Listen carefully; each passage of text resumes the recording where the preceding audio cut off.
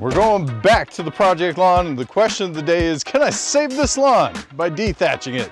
And the signs are pointing to yes, but let's go over the why. As a brief recap, this is my project lawn where we're creating a sports field. Over the last several weeks, we've diagnosed the lawn using my 5-step diagnostic approach. We've put some fertilizer in the lawn. I even threw some compost tea on it. We had a lot of problems with overgrown weeds, overgrown patches of grass.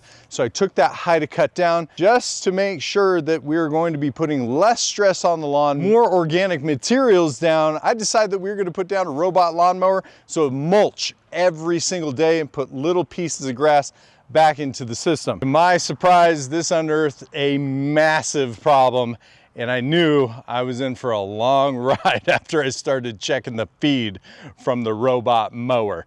You can see the amount of dead debris that we have sitting on top of the soil is a little overwhelming. Look at this machine go to work, baby. Yeah, the scalp mow in full fruition.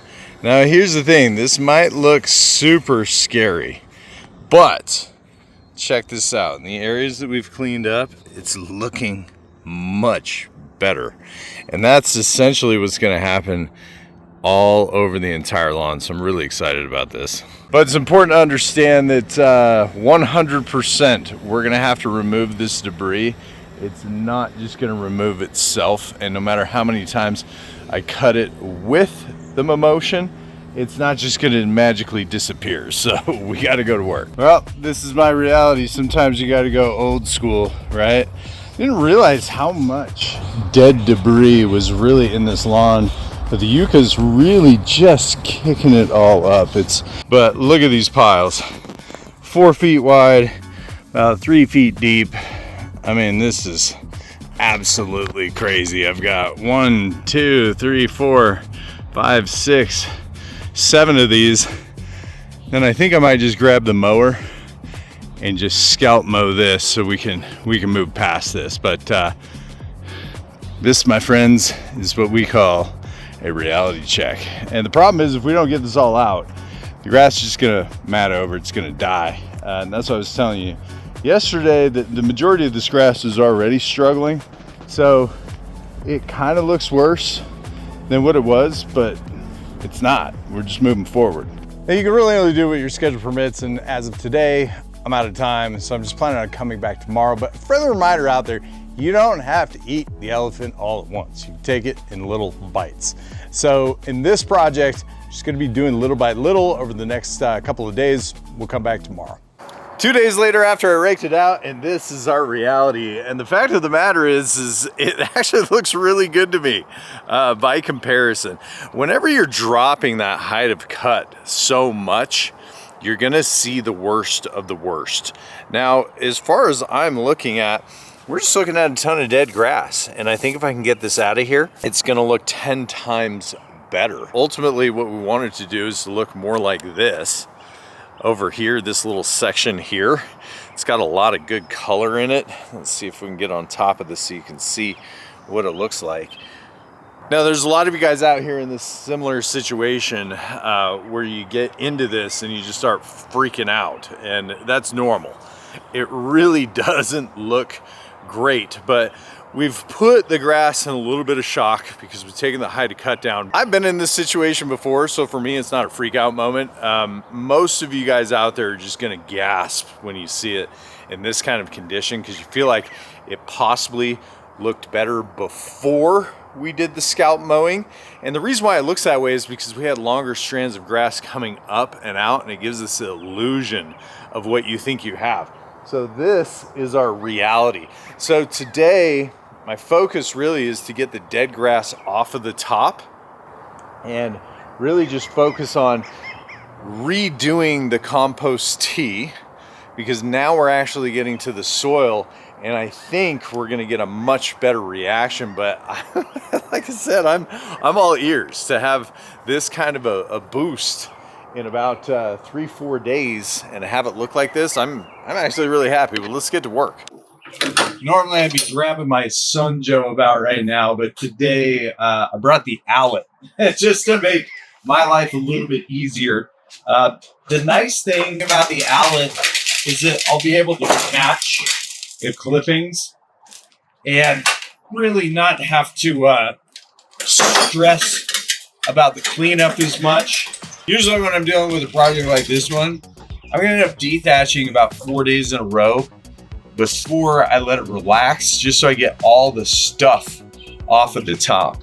Now I got a lot of questions about dethatch, so let's go over my top questions. When is the best time to dethatch? Well, the answer is anytime your lawn is actively growing. So spring, summer, fall, however, the fall time, absolute best time to dethatch.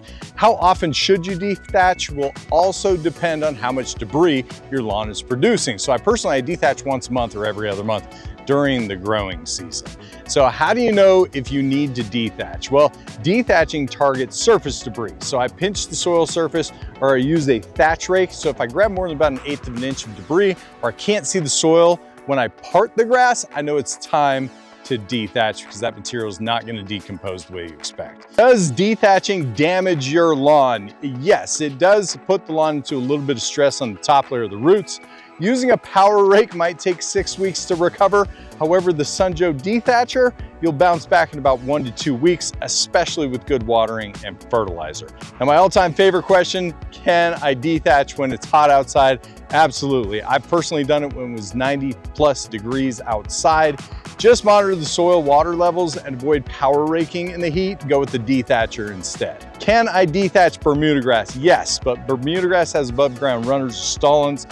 They can get tangled in the tine, so I prefer to use a verticutter.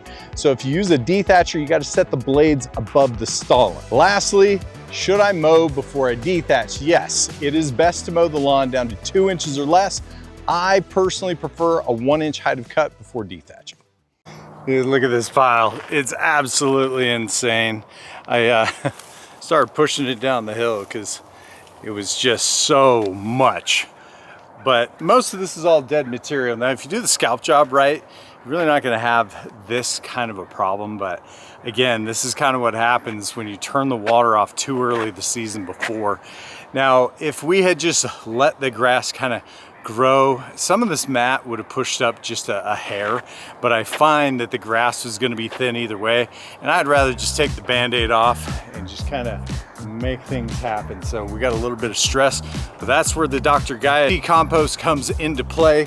And I've been kind of shocked at how well it's worked at my house with mitigating fungus and just overall growth and overall health of the soil that actually pushes through the grass. It's been fantastic. Dude, that was an incredible amount of dead grass. I would say 90% of everything I pulled out was completely just dead. So now you kind of see glimpses of green coming in.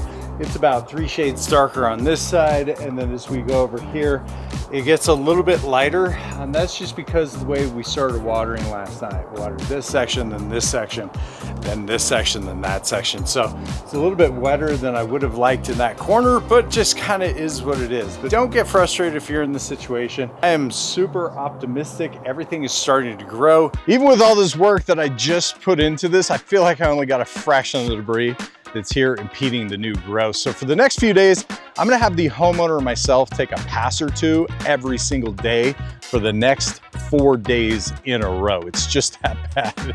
But I'm excited to see the progress in the up and coming weeks. This lawn was in rough shape, so we're taking it one bite at a time. And as per the usual, guys, if you have any questions, comments, or concerns, hit me up down in the comments down below. You know I'd love to help you guys out. Till next time, guys, the Pest and Lawn Ginja, we're slaying lawns.